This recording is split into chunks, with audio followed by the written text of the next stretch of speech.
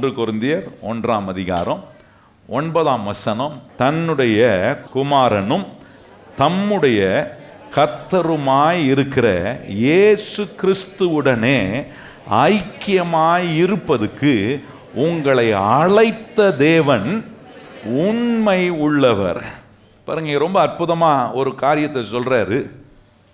உங்களை அழைத்த தேவன் உண்மை உள்ளவரா இருக்கிறார். எதுலனா, இயேசு கிறிஸ்துவோடு உங்களுக்கு உண்டாகிற ஐக்கியத்தில். நல்லா கவனிக்கணும். இன்னைக்கு நம்ம யோசிக்கலாம், என்ன ஆண்டவரோடு இருக்கிற ஐக்கியம் என்ன பெரியதுவோ? அதுதான் வாழ்க்கையிலே பெரிய மேன்மைங்க. தகுதியே இல்லாத என்ன, ஒன்றுக்கும் உபயோகப்படாத இருந்த என்ன, வேதம் சொல்லுகிற சங்கீதக்காரன் சொல்ல, நீர் மனுஷனை நினைப்பதுக்கு அவன் எம்மாத்திரம் என்று சொல்லப்பட்ட எம்மாத்திரமான ஒரு மனுஷனை இன்றைக்கு ஆண்டவர் நினைக்கிறது மாத்திரம் இல்லை, நம்ம எடுத்து அவரோடு நமக்கு இருக்கிற ஐக்கியத்தை ஆண்டவர் முக்கியப்படுத்தி காட்டுகிறார். எனக்கு ரொம்ப பிடிச்சிருக்கு இந்த இடத்துல பவுல் இந்த ஐக்கியத்தை குறித்து சொல்லும்போது ஃபெலோஷிப்பை குறித்து சொல்கிறார். கிறிஸ்துவோடு எனக்கு இருக்கிற ஃபெலோஷிப், அதுதான் ஐக்கியம்னு தமிழில் வருது. ஒரு மனுஷனுக்கு ஐக்கியம் எவ்வளோ முக்கியம், அந்த மனுஷனுக்கு கிறிஸ்துவோடு ஒரு ஐக்கியம் கிடைக்கும் போது அது அவனுடைய வாழ்க்கை எவ்வளோ விசேஷமானதாய் மாற்றுகிறது. கர்த்தருடைய பிள்ளைகளாக இருக்கிற நமக்கு ஒரு பெரிய ஒரு ஆசீர்வாதம் என்னன்னா, வானத்தையும் பூமியும் படைத்து அவரால் செய்ய முடியாது என்று ஒன்றுமே கிடையாது, எல்லாவற்றையும் செய்யக்கூடிய இந்த தேவனோடு என்ன ஐக்கியப்படுத்தி காட்டுறாரு. எத்தனை பேர் அதை சந்தோஷப்படுறீங்க? எத்தனை பேர் நம்புறீங்க? நான் ஆராதிக்கிற ஆண்டவரால் செய்ய முடியாது ஒன்றுமே இல்லைன்னு நம்புகிறோம்? கையை உயர்த்தி ஆமேன்னு சொல்லுங்க. இப்படிப்பட்ட பெரிய தேவனோட உங்களுக்கும் எனக்கும் ஒரு ஐக்கியத்தை உண்டாக்குறத குறித்து இங்கே சொல்கிறாரு பாருங்க. இது எவ்வளோ மேன்மையான ஒன்று. கர்த்தருடைய பிள்ளைகளை தேவன் தம்முடைய சாயலில் உண்டாக்குனதனுடைய மிக முக்கியமான நோக்கம், நம்மோடு அவர் ஐக்கியம் வைத்து கொள்வதில் அவர் உண்மை உள்ளவராக இருக்க, நம்மளை அழைத்து கிறிஸ்துவோடு நம்முடைய வாழ்க்கையில் உண்டான ஐக்கியத்தினுடைய அந்த வலிமையை நமக்கு உணர்த்தி காட்டுவதற்காக இன்றைக்கு இந்த சத்தியங்களை கர்த்தர் நமக்கு போதிக்க தேவன் தெரிந்து கொண்டிருக்கிறார். எனக்கு ஆண்டவரோடு இருக்கிற ஐக்கியம், அதில் என்ன பெரிய மேன்மை, என்ன பெரிய அனுகூலம், என்ன பெரிய காரியம்னு கேள்வியோடு இருப்பீங்கன்னா, இன்னைக்கு நான் காட்டுகிற இந்த வேத வசனங்கள் உங்களுக்கு ஒன்றை காட்டும். இயேசுவோடு எனக்கு உண்டாகிற இந்த ஐக்கியத்தை நான் இன்னும் ஆழமாக்கணும், இன்னும் அதிகமாக எனக்கு தேவனோட ஐக்கியம் உண்டாகணும். ஏன்னா இந்த இயேசுவோடு நான் ஐக்கியப்பட எனக்கு எல்லாம் வாய்க்கும். சொல்லுங்க, எனக்கு என்ன ஆகும்? எல்லாம் வாய்க்கும். பாருங்க, அப்போ இந்த ரெண்டு வார்த்தை ரொம்ப முக்கியம். ஐக்கியம், அந்த ஐக்கியம் கிறிஸ்துவோடு உண்டாகிற ஒரு விசேஷத்தை சொல்றாரு. அப்படின்னா இந்த ஐக்கியத்தை கொஞ்சம் முக்கியப்படுத்தி பார்க்கணும்னா, இந்த இயேசுவோடு ஐக்கியம் எனக்கு உண்டாகிறதுக்குன்னா நான் எப்படி இருந்தேன், இப்போ இந்த இயேசுவோடு ஐக்கியம் கிடைத்ததுனால எனக்கு எப்படிப்பட்ட நிலைகளில் என்னை கர்த்தர் மாற்றி கொண்டு வந்திருக்கிறார் என்பது ரொம்ப முக்கியம். பாருங்க, அதை அறிந்து கொள்றதுக்கு எபேசியர் 2:12 முன்ன நம்ம எப்படி இருந்தோம், இப்போ நம்ம எப்படி இருக்கிறோம் என்பதை வேதம் ரொம்ப அற்புதமாக காட்டுகிறது.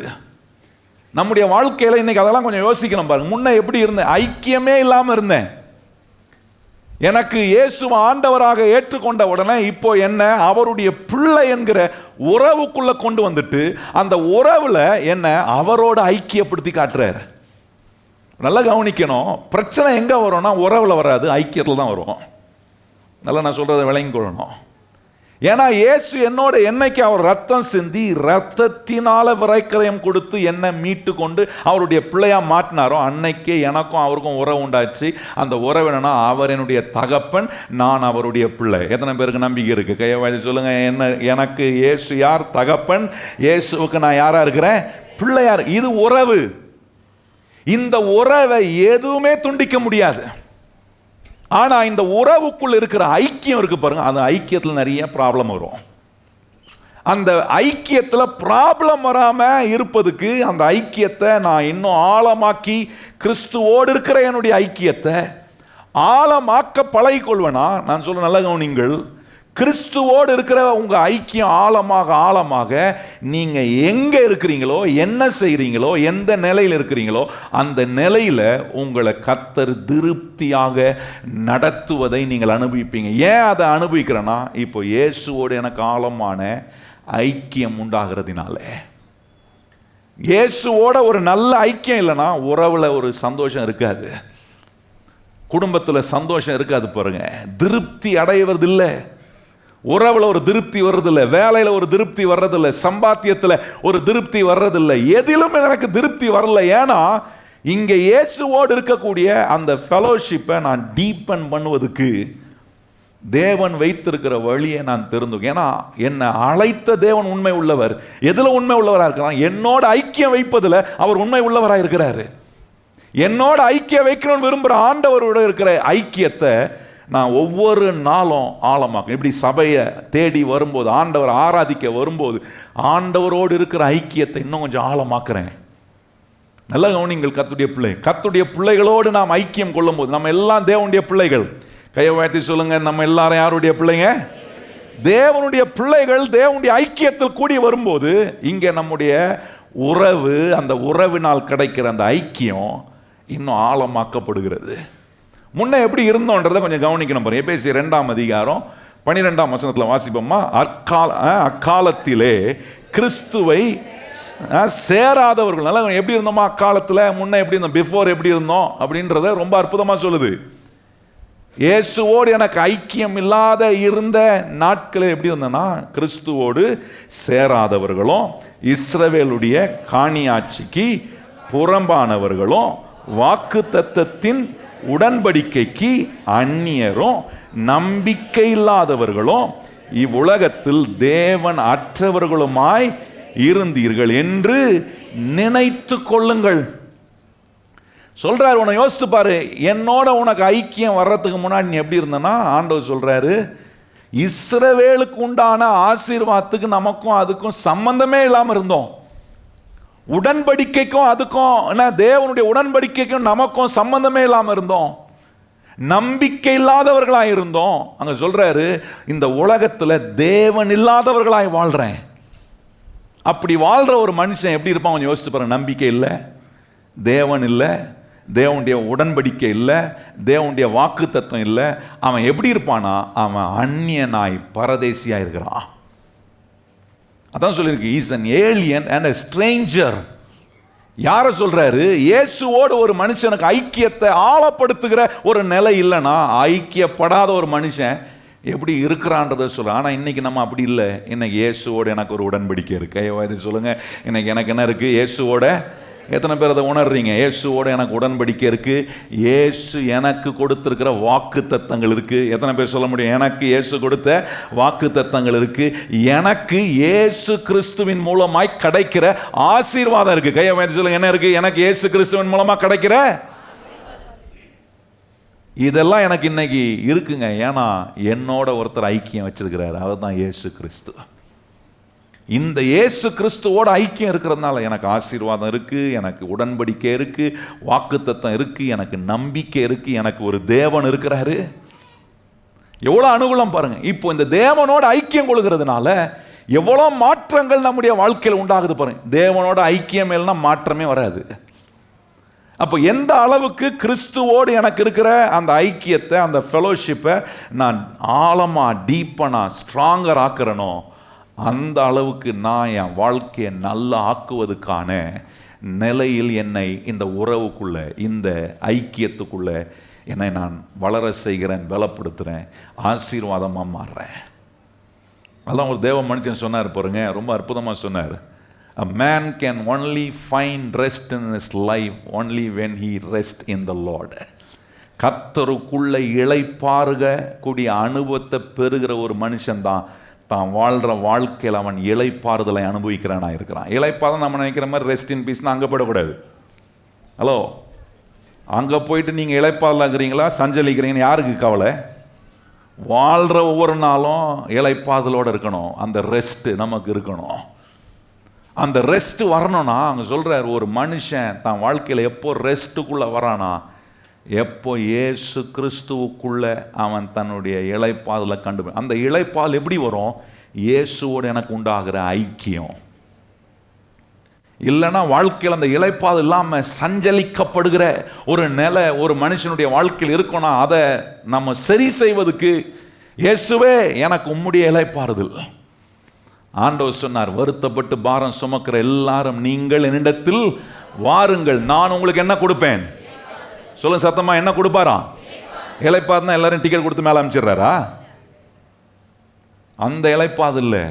பிரச்சனை நடுவே, போராட்டத்தின் நடுவே எனக்கு ஒரு தேவன், என்னோட ஐக்கியம் வைத்திருக்கிற ஒரு கர்த்தர் எனக்கு ஆசீர்வாதத்தை கொடுக்கிறார், எனக்கு நம்பிக்கையை கொடுக்கிறார், எனக்கு வாக்குத்தத்தத்தை நிறைவேற்றார், என்னோட உடன்படிக்கை பண்ணியிருக்கிறார், என்ன பலப்படுத்துற, எனக்கு வேண்டிய எல்லாவற்றையும் செய்வதற்காக என்னோட ஐக்கியம் வைத்திருக்கிறார். இப்படிப்பட்ட தேவனோடு எனக்கு இருக்கிற இந்த ஐக்கியத்தை நான் ஆழமாக்குவதுக்கு கொஞ்சம் கவனம் வைக்கணும் பாருங்க. இந்த ஐக்கியன்ற வார்த்தையை, இந்த ஃபெலோஷிப் என்ற வார்த்தையை அந்த ஃபெலோஷிப்புக்கு ஒத்த வார்த்தைகளை நிறைய உபயோகப்படுத்துகிறாங்க. அந்த ஐக்கியத்தை என்னன்னு சொல்கிறாங்கன்னா, ஃபெலோஷிப்பை பார்ட்னர்ஷிப்ன்றாங்க. அது என்ன சொல்கிறாங்க? கூட்டணி அப்படின்றாங்க. பார்ட்னர்ஷிப்னு சொல்லலாம் அந்த ஐக்கியத்தை.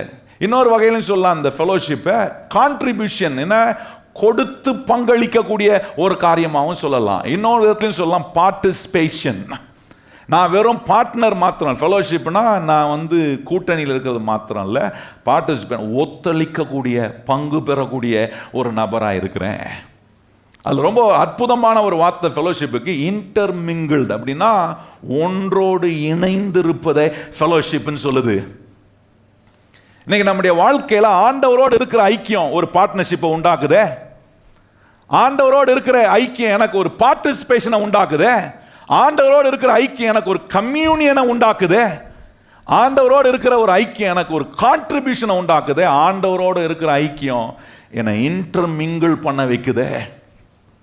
இந்த ஒரு அனுபவம்லாம் நம்முடைய வாழ்க்கையில், இந்த கிறிஸ்துவோடு எனக்கு இருக்கிற ஐக்கியம் ஆழமாக ஆழமாக இப்படிப்பட்ட அனுபவங்கள் நான் வளருகிறேன்.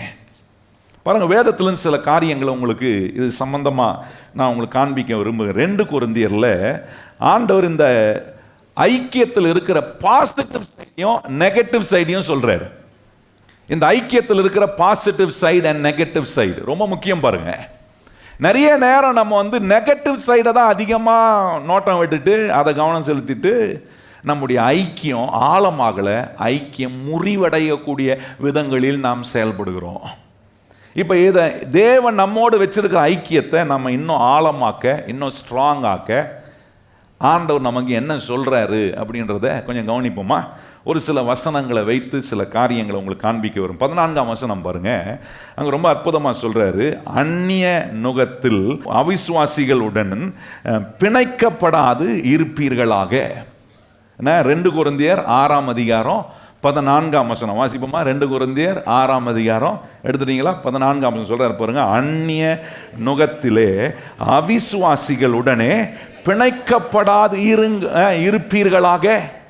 இங்கே ஒரு காரியம் பாருங்க, இங்கே ஒரு முதல் காரியம் சொல்றாரு. இந்த ஃபெலோஷிப்புக்கு ஆண்டவர் காட்டுகிற முதல் காரியம் பிணைக்கப்படுகிறத குறித்து சொல்றாரு. பிணைக்கப்படுகிறதுனா என்ன?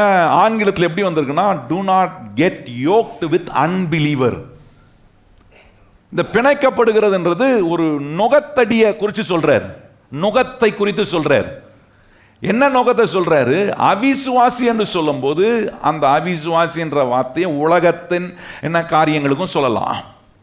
அப்ப ஆண்டவர் இங்க நம்மளை பார்த்து சொல்றாரு, உன்னை உலகத்தின் காரியத்தோட பிணைக்கப்பட நுகத்தடியில், அந்த உலகத்தின் அந்த சிஸ்டமின் நுகத்தடியில போய் மாட்டிக்காதப்பா. அவிசுவாசிகளோடு என்ன பிணைக்கப்படாமல் இருக்கக்கூடிய ஒரு காரியத்தை சொல்றாரு, எதை செய்யக்கூடாதுன்னு சொல்றாரு.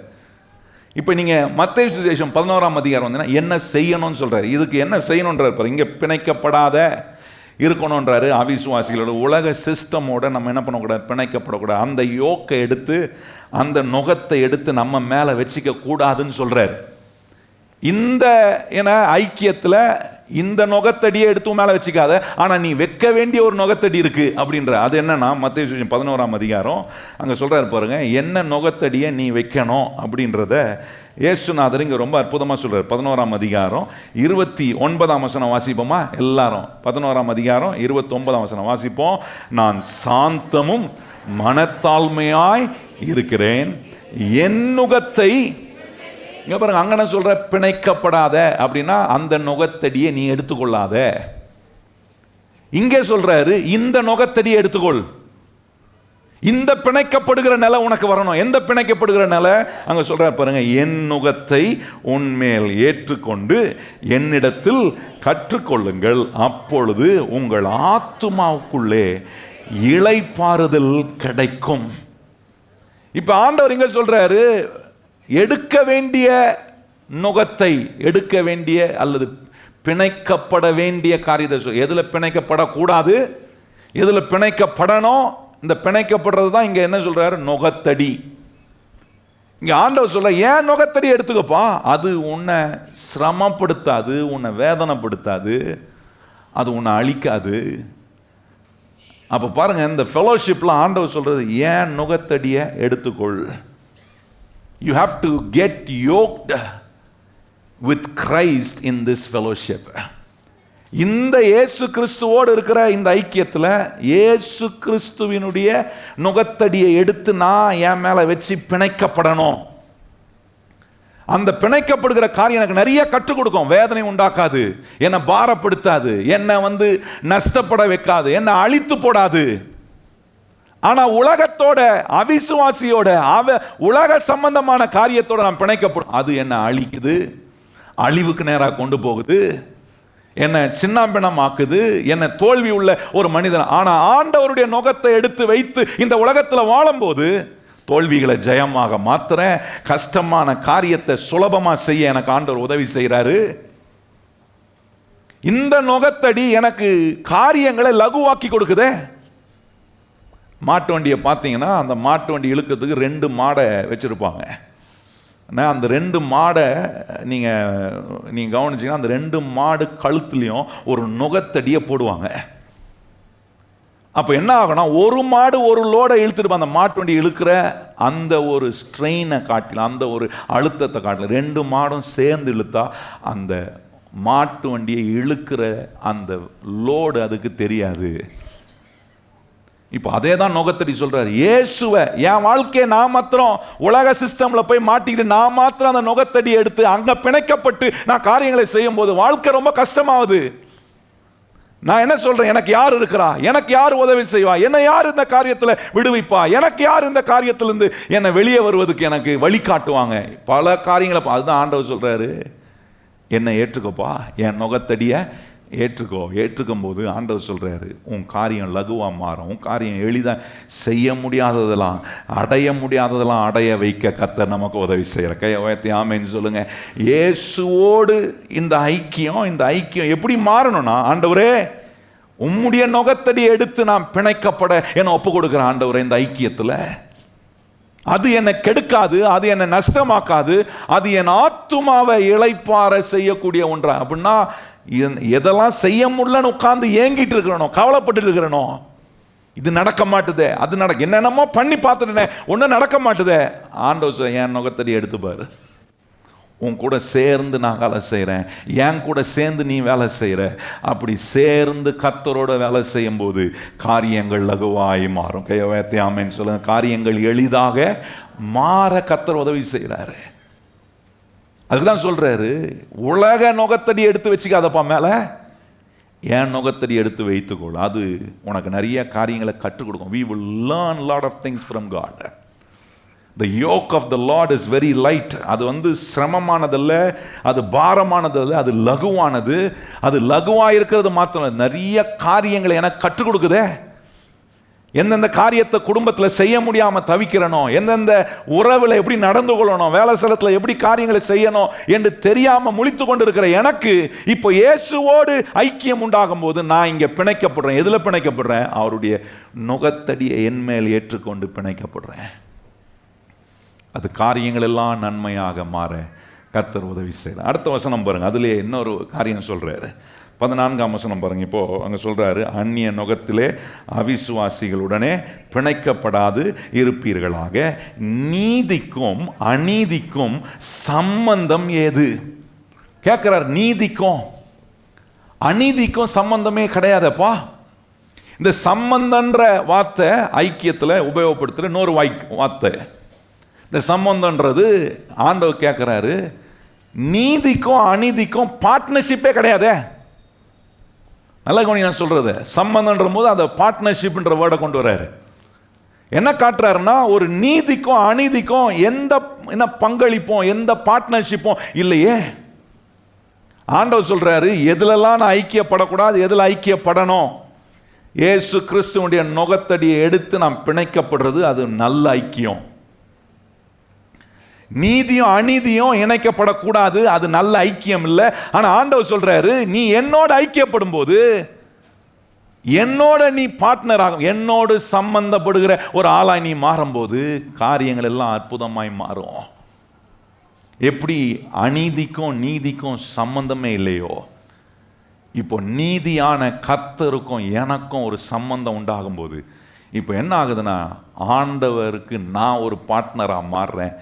இயேசு என் பார்ட்னராக இருந்து நான் அவருக்கு பார்ட்னராக இருந்தா எனக்கு எவ்வளோ அற்புதங்களெல்லாம் அவர் செய்ய முடியும்னு யோசிப்பேன். எவ்வளோ பெரிய காரியங்கள்லாம் செய்வார். ஒரு அற்புதமான தேவ மனுஷன் சொன்ன ஒரு ஸ்டேட்மெண்ட்டை கேட்டேன். அவர் சொல்கிறாரு, இயேசு என்னுடைய பார்ட்னராக அவர் இருக்கிறதுனால நான் இப்போ என் வாழ்க்கையில் இன்னும் பெரிய பெரிய காரியங்களை நான் திட்டமிடலாம். ஏன்னா நான் திட்டமிடுகிறத காட்டிலும் என்னுடைய பார்ட்னர் மிக பெரிய காரியங்களை செய்ய நிச்சயமாய் அவர் கிரியை செய்வார் என்று நான் அறிந்திருக்கிறேன். எண்ணங்கள் மாறுது பாருங்க. நீதியின் தேவனோட நீங்க சம்பந்தப்படும் போது, அங்க ஐக்கியம் வைக்கும் போது உங்களுடைய எண்ணங்கள் மாறுது, உங்களுடைய யோசனைகள் மாறுது, உங்கள் திட்டமிடும் விதங்களே மாறுதுங்க. அதற்காக தான் ஆண்டவர் சொல்றாரு, என்னோடு உனக்கு இருக்கிற ஐக்கியத்தை கொஞ்சம் ஆழமாக்குப்பா. இப்ப யோசிக்கிற மாதிரி யோசிக்க மாட்டேன், இன்னும் பெருசா யோசிப்பேன். ஏன்னா நீ இப்போ என்னுடைய பார்ட்னரா, நான் உன்னுடைய பார்ட்னரா, உனக்கும் எனக்கும் சம்பந்தம் இருக்கு. கையை வைத்து சொல்லுங்க, எனக்கும் இயேசுவுக்கும் சம்பந்தம் இருக்கு. எத்தனை பேர் நம்புறோம்? கையை வைத்து சொல்லுங்க, எனக்கும் இயேசுவுக்கும் என்ன இருக்கு? அதான் ஐக்கியம். அடுத்த சொல்றாரு பாருங்க, இன்னொரு காரியத்தை சொல்றாரு. இப்ப சொல்ற நீதிக்கும் அநீதிக்கும் சம்பந்தம் ஏதுன்னு கேட்டுட்டு அடுத்த சொல்ற பாருங்க, ஒளிக்கும் இருளுக்கும் ஐக்கியம் எது? இதெல்லாம் அந்த ஐக்கியத்துக்குரிய ரிலேஷன்ஷிப்பான காரியத்தை காட்டுறதுக்கு தான் சொல்றாரு. எந்த ஐக்கியம் இருக்கணும், எந்த ஐக்கியம் இருக்கக்கூடாது, பிணைக்கப்படணும். எதுல பிணைக்கும்? இயேசு கிறிஸ்துடைய நுகத்தடியை எடுத்து என் மேல வச்சுக்கிறதுக்கான பிணைப்பு உண்டாகிற ஐக்கியம். ரெண்டாவது சொல்ற சம்பந்தம் அப்படின்னா ஒரு பங்களிப்பு, ஒரு பங்கு என்ன உண்டாகுது அப்படின்னா பிகம் அ பார்ட்னர். நீதியின் தேவனோடு நான் பார்ட்னராக மாறுறேன். இப்போ எங்க சொல்றாரு, இருளுக்கும் வெளிச்சத்துக்கும் இருளுக்கும் ஐக்கியமே கிடையாது. ஒளியின் தேவனுடைய பிள்ளையா நான் மாறுறேன். அவர் எனக்குள்ள இருக்கிறாரு. என்ன செய்யறாருன்னா, இருளின் ராஜ்யத்திலிருந்து என்னை விடுதலை பண்ணி எங்க கொண்டு வந்து விட்டுருக்காரா? அன்பின் குமாரனுடைய இந்த குமாரனுடைய ராஜ்யம் எப்படிப்பட்ட ராஜ்யம்னா, இந்த ஐக்கியம் எப்படிப்பட்ட ஐக்கியம்னா, என் இருளெல்லாம் வெளிச்சமாய் மாத்துகிற ஐக்கியம். கையை வைத்து சொல்லுங்க, என்ன ஒவ்வொரு நாளும் பிரகாசமாக்குற ஒரு ஐக்கியத்தில் இருக்கிறேன். எத்தனை பேர் கையை வைத்து சொல்ல முடியும்? என்ன ஒவ்வொரு நாளும் பிரகாசமாக்குறவரோட நான் ஐக்கியப்பட்டிருக்கிறேன். எவ்வளவு பெரிய ஆசீர்வாதம் பாருங்க. எவ்வளவு பெரிய இருள் நம்மளை வந்து தாக்குனாலும் மறுபடியும் பிரகாசமாக முடியும். ஏன்னா நான் வச்சிருக்கிற ஐக்கியம் வச்சிருக்கிற கர்த்தர் அவர் ஒளியின் தேவனாக இருக்கிறார். அதனால தான் மீகா சொல்றாரு, மீகா 7ஆம் அதிகாரத்தில் கவனிச்சு சொல்றாரு, நான் இருள் இருக்கிறேன்னு சத்ருவே சந்தோஷப்படாத, என் இருளில் என் கர்த்தர் எனக்கு வெளிச்சமாய் இருக்கிறார். எத்தனை பேர் கையை வைத்து சொல்லுங்க, நான் ஆராதிக்கிற கர்த்தர் எனக்கு எப்படி இருக்கிறாரு? ஒளியின் தேவனா இருக்கிறதுனால என் இருளெல்லாம் மாத்துகிறதுக்கான ஒரு ஐக்கியம் எனக்கு இருக்கு. அந்த ஐக்கியம் என்னன்னா, ஒளியின் தேவனோடு எனக்கு ஐக்கியப்படுகிறேன். எவ்வளவு அற்புதமான காரியம் பாருங்க. எதுல ஐக்கியம் படக்கூடாது, எதில் ஐக்கியப்படணும், எதில் ஐக்கியப்படணும்னு ஆண்டவர் சொல்றாரோ அந்த ஐக்கியத்தை ஆழமாக்கணும். அடுத்த வசனம் பாருங்க, 15ஆம் வசனத்தில் கிறிஸ்துவுக்கும் பேலியாமுக்கும் இசைவு ஏது அப்படின்னா, கிறிஸ்துவுக்கும் பிசாசுக்கும் என்ன சம்பந்தம் கேட்கிறாரு. இன்னும் நல்லா புரிஞ்சுக்கிற மாதிரி சொன்னா, இயேசுவுக்கும் பேய்க்கும் என்ன சம்பந்தம்? நல்லா கவனிங்க. இப்போ இங்க ஒரு காரியத்தை நம்ம கவனிக்கிறோம். இசைந்து இருக்கக்கூடிய ஒரு அனுபவம். ஃபெலோஷிப் என்றது, ஐக்கியம் என்கிறது இசைந்து இருக்கிற ஒரு காரியம். அந்த இசைந்து இருக்கிறதுனா எங்க இசைந்து இருக்கணும், எங்க இசைந்து இருக்கக்கூடாதுன்ற, கிறிஸ்துவோடு இசைந்து இருக்கணும், பிசாசோட இசைந்து இருக்கக்கூடாது. இப்ப நிறைய நேரம் பாருங்க, நம்முடைய வாழ்க்கையில இந்த கிறிஸ்துவோடு இருக்கிற அந்த ஐக்கியத்தில் நம்ம ஆழமாக்குறதுக்கு இயேசு கிறிஸ்துவனுடைய நுகத்தை ஏற்றுகிறேனா, இயேசு கிறிஸ்துவோடு எனக்கு சம்பந்தம் இருக்கு, இயேசு கிறிஸ்துவோடு நான் ஐக்கியப்பட்டிருக்கிறேன், இயேசு கிறிஸ்துவோடு நான் இசைந்து இருக்கிறேன். அந்த இசை அப்படின்னும் போது அது ஒரு ராகம் பாருங்க, ஹார்மனி அப்படின்னு சொல்லலாம். என்ன, ஒரு பாட்டை பாடணும்னா ஒரு கார்டில் ஒரு இசை, ஏன்னா ஒரு ஸ்கேலில் ஒரு பாட்டை பாடும்போது கேட்கறதுக்கு எப்படி இருக்கும்? என்ன எவ்வளோ சைலண்டாக இருக்கிறீங்க? கேட்கறதுக்கு எப்படிங்க இருக்கும்? இப்படி சைலண்டாக இருக்குமா? ரொம்ப இனிமையாக இருக்கும், ரொம்ப ஸ்வீட்டாக இருக்கும். எப்படி இருக்கும்? பக்கத்தில் பார்த்து சொல்லுங்கள், எப்படி இருக்கும்? ஒரே ராகத்தில் பாடினா எப்படி இருக்கும்? நம்ம எல்லாரும் சேர்ந்து ஒரு பாட்டு பாடி ஒரே ஸ்கேலில் பாடினா எப்படி இருக்கும்? ராகமாக ஸ்வீட்டாக இசையோட இசைந்து இருக்கக்கூடிய ஒன்றாக இருக்கும். இப்போ நம்ம இங்கே நூற்றுக்கணக்கான பேர் இருக்கிறோம் பாருங்க. இப்போ நம்ம ஒவ்வொருத்தரும் பாஸ்டர் பாடுற பாட்டு நான் பாடுவேன், எனக்கு பிடிச்ச பாட்டு தான் நான் பாடுவேன் அப்படின்னு ஒவ்வொருத்தரும் ஒவ்வொரு பாட்டு, அதுவும் ஒவ்வொருத்தரும் ஒவ்வொரு பாட்டும் ஒவ்வொரு ராகத்தில் பாடினா எப்படி இருக்கும்?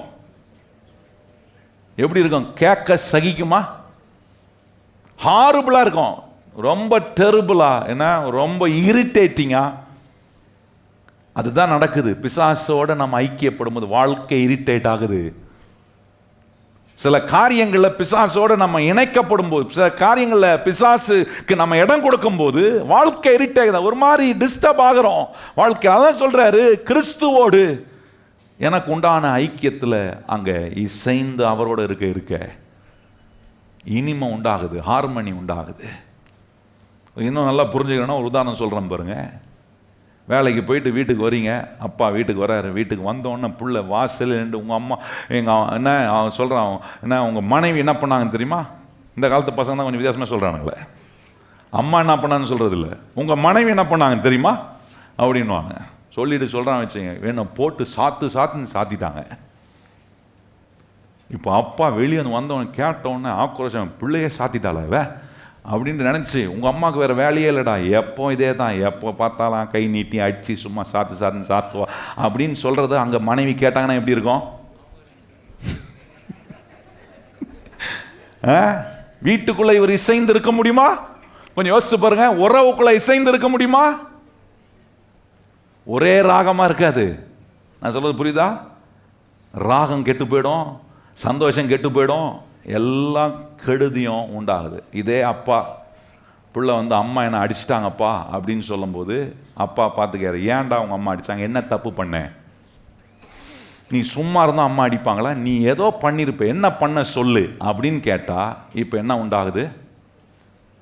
அங்கே ஒரு ஹார்மனி, அங்கே ஒரு ப்ளசன்ட், அங்கே ஒரு நல்ல இசைந்து இருக்கிற ஒரு நிலை உண்டாகுது. இப்போ பிள்ளைக்கு தெரியுது, அப்பா கிட்ட போய் நம்ம என்ன பண்ண முடியாது, அம்மாவை பற்றி குறை சொல்ல முடியாது. நம்ம சொன்னாகிறோம் நம்ம தப்பு என்னன்னு முதல்ல அப்பா கேட்பாருன்னு தெரியும். இன்னைக்கு நிறைய பிள்ளைங்க அப்பாவை எப்படி ஏமாற்றணும், அம்மாவை எப்படி ஏமாற்றணும் கற்றுப் போய் செய்கிறாங்க. அப்பாவை எங்கே தட்டினா அவர் கோவப்படுவார், அம்மாவை எங்கே தட்டினா அவங்க கோவப்படுவாங்க தெரிஞ்சு வச்சுட்டு விளையாடுறாங்க கேமு. இப்போ அங்கே என்ன இல்லை, இசைந்து ஒரு குடும்பம் இசைந்து செயல்படுகிற நிலை இல்லை. இதே போலதான் நான் என் தகப்பன், என்னுடைய ஆண்டவர் இயேசுவுக்கு நான் பிள்ளையா இருக்கிறேன், அவர் என் தகப்பனா இருக்கிறார். தகப்பன் ஒன்று சொல்றாரு எனக்கு, நான் அவருடைய பிள்ளையா இருந்தேன், மாத்தி பேசுறேன், மாத்தி செயல்படுறேன்னா அங்க இசைந்து செயல்படுகிற அந்த ஐக்கியம் எனக்கு உண்டாகல. அதுதான் ஆண்டவர் சொல்றாரு, நான் சொல்றதே நீ திருப்பியும் சொல்லுப்பா.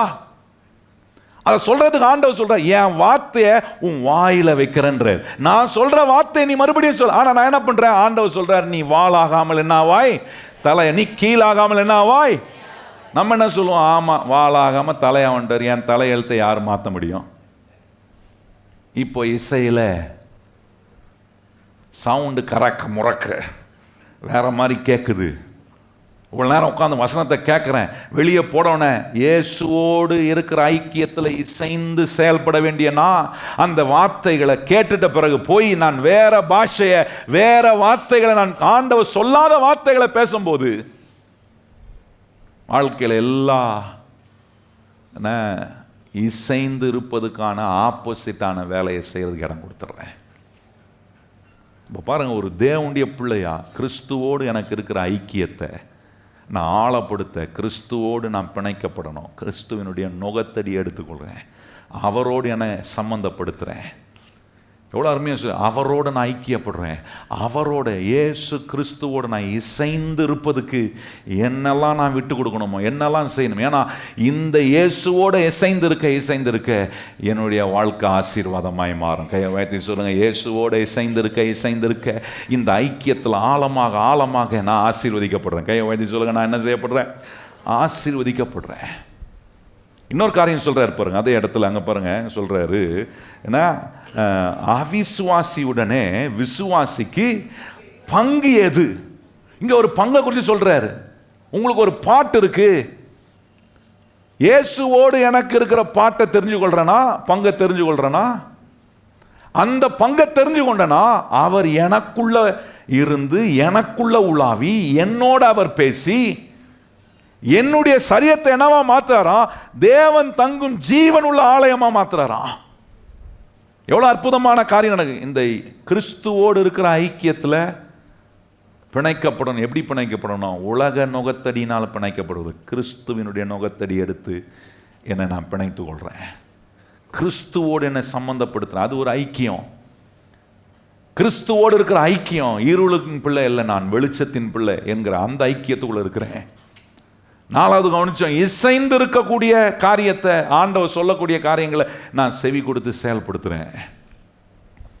அதுக்கப்புறம் சொல்றார், கிறிஸ்துவோடு எனக்கு இருக்கிற பங்கு. விசுவாசியா இருக்கிறேன்னா எனக்கு இயேசுவோடு இருக்கிற பங்கை தெரிந்து, அவிசுவாசியோடு இருக்கிற பங்கை நான் முக்கியப்படுத்தலை. ஒரு விசுவாசியா தேவனோடு கிறிஸ்துவோடு எனக்கு இருக்கிற அந்த ஐக்கியத்தின் பங்கை நான் முக்கியப்படுத்துறேன். அப்படி முக்கியப்படுத்தும் போது 16ஆம் வசனம் சொல்றாரு பாருங்க, என்ன நடக்குது பாருங்க. சொல்றாரு, தேவனுடைய ஆலயத்துக்கும் விக்கிறதுக்கும் சம்பந்தம் ஏது? நான் அவர்களுக்குள்ளே வாசம். என்ன நடக்குது பாருங்க. இந்த பங்கை நான் தெரிந்து கொள்ளும் போது, அவிசுவாசியோட இருக்கிற பங்கை நான் தெரிந்து கொள்ளாம விசுவாசியோட தேவனுடைய பிள்ளையா இருக்கிற இயேசுவோடு இருக்கிற பங்கை தெரிந்து கொள்ளக்கூடிய விதத்தில் என் ஐக்கியத்தை இயேசுவோடு ஆழமாக்க அங்க சொல்றாரு, அங்க சொல்ற பாருங்க, நான் அவர்களுக்குள்ளே வாசம் பண்ணி. கையை வைத்து சொல்லுங்க, கர்த்தர் என்ன செய்யறாரு? நமக்குள்ள வாசம் பண்ணி அவர்களுக்குள்ளே உலாவி அவர்கள் தேவனாய் இருப்பேன், அவர்கள் என் ஜனங்களாய் இருப்பார்கள் என்று தேவன் சொன்னபடி நீங்கள் ஜீவனுள்ள தேவனுடைய ஆலயமாய் எப்படி மாத்திடுறாரு பாருங்க. நான் அவர்களுக்குள்ள உலாவி, நான் அவர்களுக்குள்ள தங்கி, அவர்கள் என் ஜனமாய் இருப்பார்கள். நான் என்ன செய்யறேன்? இப்படிப்பட்ட நபரை, என்னோட ஐக்கியம் வைத்துக் கொள்ற ஒரு விசுவாசிய, ஒரு தேவ பிள்ளைய எப்படி மாத்துறா? தேவன் தங்கும் ஜீவன் உள்ள ஆலயமா நம்ம சரீரத்தை மாத்துறாரா? எப்படி இருக்கும் கொஞ்சம் யோசித்து பாருங்க. கர்த்தர் தங்கும் ஆலயமா நம்ம சரீரம் இருக்குன்னா எவ்வளோ ஆசீர்வாதமா, எவ்வளோ ஆரோக்கியமா, எவ்வளோ திடகாத்திரமா கர்த்தர் நம்மை நடத்துவார் என்பதை கவனிச்சு பாருங்க. 17ஆம் வசனம் சொல்றாரு அங்க, என்ன? ஆனபடியால் நீங்கள் அவர்கள் நடுவில் இருந்து புறப்பட்டு பிரிந்து போய் அசுத்தமானதை தொடாதிருங்கள் என்று கர்த்தர் சொல்லுகிறார். அப்பொழுது நான் உங்களை ஏற்றுக்கொண்டு உங்களுக்கு பிதாவாய் இருப்பேன், நீங்கள் எனக்கு குமாரரும் குமாரத்திகளுமாய் இருப்பீர்கள் என்று சர்வ வல்லமை உள்ள கர்த்தர் சொல்லுகிறார். சொல்றார், இப்படி செஞ்சா, இப்படி ஐக்கியப்பட வேண்டிய காரியங்களில் நீங்க ஐக்கியப்பட்டா, ஆண்டவர் சொல்றார், நான் உன் பிதாவா இருப்பேன், உன்னோட இருப்பேன், உன்னோட உலாவுவேன், உன்னோட பேசுவேன். உன்னுடைய சரீரத்தை, ஆண்டவர் சொல்ற, என்னுடைய சரீரத்தை தேவன் தங்கும் ஜீவன் உள்ள ஆலயமா கர்த்தர் மாத்துறார். பாருங்க, எவ்வளோ பிரயோஜனம் இருக்கு பாருங்க. கிறிஸ்துவோட நான் ஐக்கியப்படும் போது என் வாழ்க்கையில் கிறிஸ்துவின் நுகத்தடி ஏற்றுவேன். அது எனக்கு பாரம் இல்லை, அது நிறைய காரியங்களை கற்றுக் கொடுக்குது. கிறிஸ்துவோடு சம்பந்தப்படுகிறவனா, பார்ட்னர்ஷிப் வித் காட், கிறிஸ்துவோடு இசைந்திருக்கிற ஒரு அனுபவம், கிறிஸ்துவோடு ஐக்கியப்படுகிற ஒரு அனுபவம், கிறிஸ்துவோடு பங்குள்ள ஒரு மனுஷனா நான் மாறுகிறேன். இப்போ பாருங்க, இந்த அனுபவம்லாம், நம்ம சொன்ன இந்த காரியங்கள்லாம் என்னுடைய நடைமுறை வாழ்க்கையில் அது எனக்கு சாத்தியமாக, என்னுடைய அனுபவமாக மாற 3 காரியத்தை நான் சொல்லி உங்களுக்கு நான் இன்னைக்கு ஜெபித்து முடிக்க விரும்புகிறேன். பாருங்கள், 3 காரியம் பாருங்கள். அதில் ஆண்டவர் சொல்கிற முதல் காரியம் 1 கொரிந்தியர் 10ஆம் அதிகாரம் 6ஆம் வசனம். என்ன சொல்றாரு பாருங்க, எப்படி நம்ம ஆசீர்வதிக்கப்பட்டிருக்கிற அவருடைய பாத்திரத்தில், அவருடைய சரீரத்தில், அவர் சிந்த ரத்தத்தோடு நமக்கு உண்டாகிற ஐக்கியத்தினால இந்த ஃபெலோஷிப்பை நம்ம வாழ்க்கையில் நடைமுறை விதத்தில் அனுபவிக்க முடியும். வாசிப்போமா? நம்ம எல்லாம் நினைந்து வாசிப்போம். நாம் ஆசீர்வதிக்கிற ஆசீர்வாதத்தின் பாத்திரம் கிறிஸ்துவினுடைய இரத்தத்தின் ஐக்கியமாய் இருக்கிறது அல்லவா. கேட்குறாரு பாருங்க, ஏன்னா கிறிஸ்துவினுடைய ரத்தம், சிந்தப்பட்ட இயேசுடைய ரத்தம் எவ்வளோ ஆசீர்வாதமான, அந்த ஆசீர்வாதமான சிந்தப்பட்ட ரத்தத்துக்கு கிறிஸ்துவினுடைய ரத்தத்தின் ஐக்கியமாய் இருக்கிறது அல்லவா. நாம் பிக்கிற அப்பம் கிறிஸ்துவினுடைய சரீரத்தின் ஐக்கியமாய் இருக்கிறது அல்லவா. இப்போ பாருங்க, இங்கே என்ன காட்டுறாரு? திருவிருந்தை குறித்து சொல்றாரு.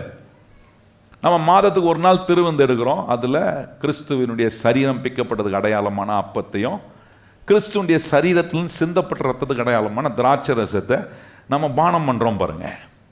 இப்போ சொல்றாரு, இதை ப்ராக்டிக்கலாக நம்முடைய வாழ்க்கையில் கிறிஸ்துவோடு இருக்கிற ஐக்கியத்தை ஆழப்படுத்திக்கிறதுக்கு தேவன் வச்சிருக்கிற ஒரு ப்ராக்டிக்கலான மெத்தட் என்னன்னா, அவரை நினைவு கூறும்படி எந்த இயேசு கிறிஸ்துவனுடைய சரீரம் பிக்கப்பட்டு ரத்தம் சிந்தப்பட்டுச்சோ அந்த சரீரம், அந்த பாத்திரம் ஒரு ஆசீர்வாதமான ஒரு பாத்திரமாய் நமக்கு இருக்குன்றதை காட்டுவதற்காக இயேசுநாதர் என்ன சொல்றாரு பாருங்க, என்னுடைய மாம்சத்தையும் அப்பத்தையும் நீங்க புசிக்கும் போது என்னோடு நீங்க ஐக்கியம் வைக்கிறீங்கன்றாரு.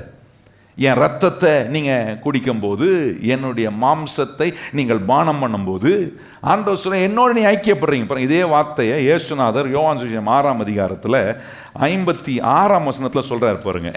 இந்த இயேசுவினுடைய ரத்தத்தை நம்ம குடிக்கும் போதும் ஆண்டவருடைய சரீரத்துக்கு அடையாளமான பிக்கப்பட்ட அப்பத்துக்கு அடையாளமான அந்த அப்பத்தை புசிக்கும் போது இயேசு கிறிஸ்துடைய சரீரத்தை நம்ம புசிப்பதுக்கு அடையாளமாக சொல்றாரு. 56ஆம் வசனம், யோவான் 6ஆம் அதிகாரம் 56ஆம் வசனம் வாசிப்போம். என் மாம்சத்தை புசித்து என் இரத்தத்தை பானம் பண்ணுகிறவன் என்னில் நிலைத்திருக்கிறான், நானும் அவனில் நிலைகவனிங்கள். இந்த ஐக்கியம் பிராக்டிக்கலா நம்ம வாழ்க்கையில நடப்பதுக்கு ஒரு மெத்தடை வச்சிருக்கிறாரு.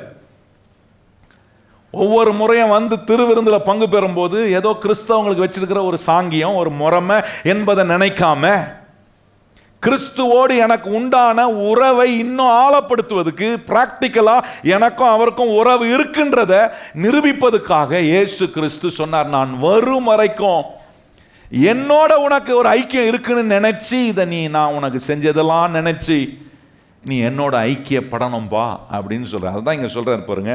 ஏன்னா என் மாம்சத்தை புசித்து என் இரத்தத்தை பானம் பண்ணுகிறவன் என்னிலே நிலைத்திருக்கிறான், நான் அவனில் நிலைத்திருக்கிறேன். பாருங்க, இங்கே ஒரு ஐக்கியம் உண்டாகுது பாருங்க. அதுதான் பாருங்க, ரட்சிக்கப்பட்டு தேவனுடைய பிள்ளைகளாக இருக்கிற நம்ம பிதா, குமாரன், பரிசுத்த ஆவியானவருடைய நாமத்தில் ஞானஸ்தானம் எடுத்து இந்த திருவிருந்தில் நம்ம பங்கு பெற வேண்டியது ரொம்ப முக்கியம். இன்னைக்கு ஞானஸ்தானம் எடுக்காதவங்க யாரா இருப்பீங்கன்னா, நீங்க கிறிஸ்துவோடு ஐக்கியப்படுறதுக்கு இது ஒரு மெத்தடா கத்தர் வச்சிருக்காரு, பிராக்டிக்கலான மெத்தட். இந்த மெத்தடை நீங்க உங்க வாழ்க்கையில உதாசீனம் செய்யக்கூடாது. அப்புறம் பார்த்துக்கலாம் இல்ல, எனக்கு கிறிஸ்துவோடு ஒரு ஐக்கியம் இருக்குன்றத நாம் பிராக்டிக்கலா டெமான்ஸ்ட்ரேட் பண்ணுகிறதுக்கு அடையாளமா அவருடைய மாம்சத்தையும் அவருடைய ரத்தத்தையும் நாம் பானம் சொல்றார், நான் அவனில் நிலைத்திருக்கிறேன், அவன் எனக்குள் நிலைத்திருக்கிறான். லிட்டரலாக பார்த்தீங்கன்னா நீங்கள் சாப்பிட்ற ஆகாரம் இருக்கு பாருங்க, நீங்கள் சாப்பிட்ற ஆகாரம் இன்னைக்கு இத்தனை வருஷமாக சாப்பிட்ட ஆகாரம் தான் நம்மளை இந்த நிலைக்கு உருவாக்கி கொண்டு வந்திருக்கு. அப்போ அந்த சாப்பாடு உள்ள போய் நம்முடைய சரீரத்தில் அதனுடைய தோற்றத்தை காட்டுது பாருங்க. அதே போல இயேசு கிறிஸ்துவனுடைய பிக்கப்பட்ட சரீரத்துக்கு அடையாளமான அப்பத்தையும் இயேசு கிறிஸ்துவனுடைய சரீரத்தில் சிந்தப்பட்ட ரத்தத்துக்கு அடையாளமான திராட்சை ரசத்தை நாம் பானம் பண்ணும்போது அவருடைய அடையாளத்தை காட்டுகிற ஐக்கியத்துக்குள் வருகிறேன்.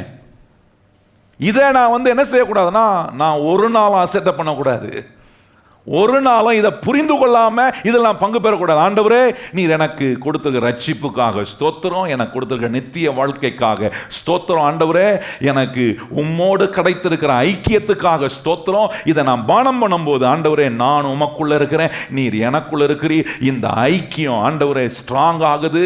இதை நான் உணர்றேன்ப்பா, நான் உம்மோடு இணைக்கப்பட்டிருக்கிறேன், உம்மோட பிணைக்கப்பட்டிருக்கிறேன், உமக்கும் எனக்கும் சம்பந்தம் இருக்கு ஆண்டவரே, உமக்கும் எனக்கும் பங்கு இருக்கு ஆண்டவரே. அத்தனை காரியத்தை நான் உங்களுக்கு காண்பித்த 2 கொரிந்தியர் 6ஆம் அதிகாரம் 14-18 பார்த்தோம் பாருங்க. அது சொல்லப்பட்டிருக்க அத்தனை நல்ல காரியத்துக்குரிய ஐக்கியத்தின் அந்த இணைப்பு தேவனுடைய மாம்சத்தையும் இரத்தத்தையும் நம்ம புசித்து பானம் பண்ணும்போது உண்டாகிற ஐக்கியம், உண்டாகிற நன்மை. இந்த ஒரு நாளும் நம்ம அசட்டை பண்ணக்கூடாது. திருவந்து நேரத்தில் எழுந்து போயிடக்கூடாது. நான் இன்னைக்கு சரியில்லை அதனால நான் எடுக்க மாட்டேன் அப்படி நிறைய பேர் எழுந்து போவாங்க. அப்படி பண்ணவே கூடாது. ஆண்டவர் இடத்துல மன்னிப்பை கேட்டு, ஆண்டவரே நம்முடைய ஐக்கியத்தை விட்டு நான் விலகவே கூடாது. கையை வாய்த்து சொல்லுங்க, இயேசுவே உம்மோடு எனக்கு இருக்கிற ஐக்கியத்தை விட்டு நான் விலகவே கூடாது. கையை வாய்த்து எல்லாரும் சொல்லுவோம், இயேசுவே உம்மோடு எனக்கு இருக்கிற ஐக்கியத்தை விட்டு நான் என்ன செய்யக்கூடாது? ஈஸியாக விலகிடக்கூடாது.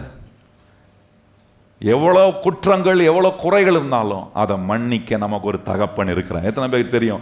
இயேசுடைய ரத்தம் எல்லா குறைகளையும் குற்றங்களையும் மன்னிக்கும். இயேசுவே என்னை மன்னியும்னு நீங்க உண்மையா கேட்பீங்கன்னா உங்களை மன்னிக்க அவர் உண்மை உள்ளவராக இருக்கிறார்.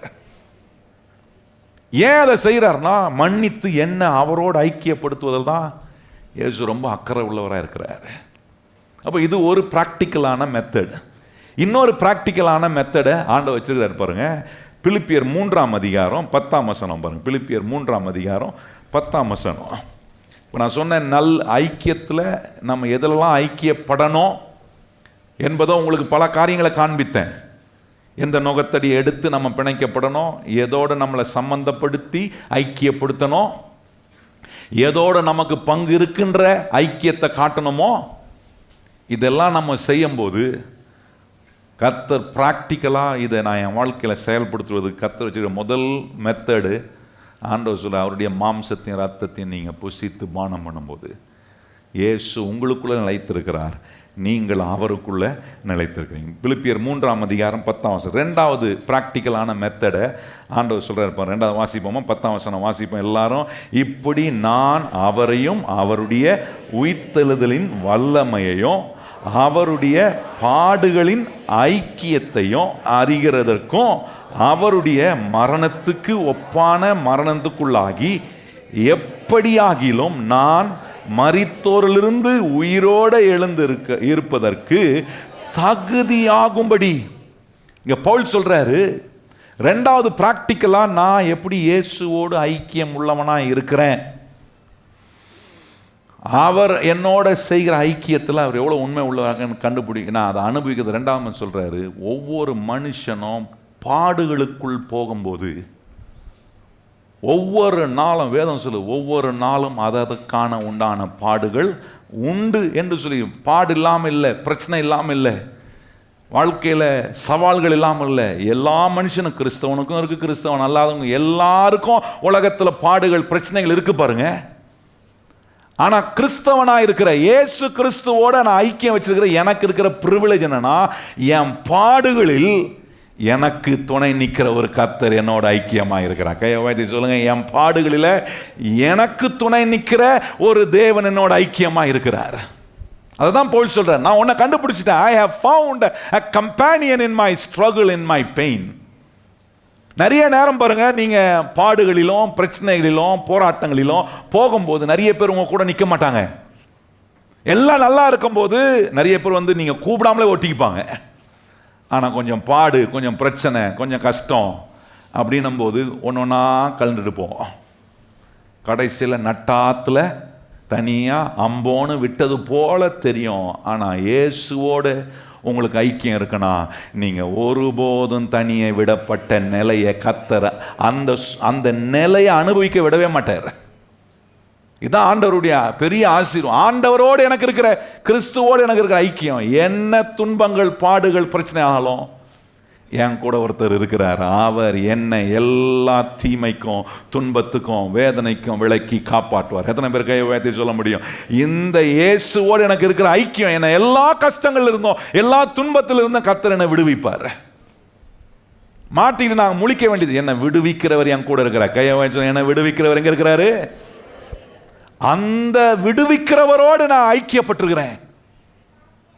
பாருங்க, ஒரு அருமையான ஒரு தேவ மனுஷன், 100கணக்கான வருஷங்களுக்கு முன்பாக நடந்த ஒரு காரியம். ரிச்சர்ட் உமர் என்கிற ஒரு தேவ மனுஷன் கர்த்தருடைய வார்த்தையை சொல்லி அநேக ஜனங்களை தேவனுடைய ராஜ்யத்துக்குள் நடத்தினார் பாருங்க. அந்த நாட்டை ஆண்டு கொண்டிருந்த அரசாளுகிறவங்களுக்கு அவர் பிடிக்கல இவர் செய்கிறது. இவர் இயேசுவை சொல்லாதன்னு சொல்லி பார்த்தோம், ஆனாலும் சொல்கிறாரு. இவர் சொன்னால் நிறைய பேர் இயேசுவை ஏற்றுக்கொண்டு இயேசுவை ஆராதிக்கிறவளாம் மாறிட்டாங்க. அதனால் அவரை கூப்பிட்டு அவரை பிடிச்சி அவருக்கு ஒரு தண்டனை கொடுத்து அவரை பிடிச்சி என்ன பண்ணாங்கன்னா சாலிடரி கன்ஃபைன்மெண்ட்டில் ஒரு பனிஷ்மெண்ட். அப்படின்னா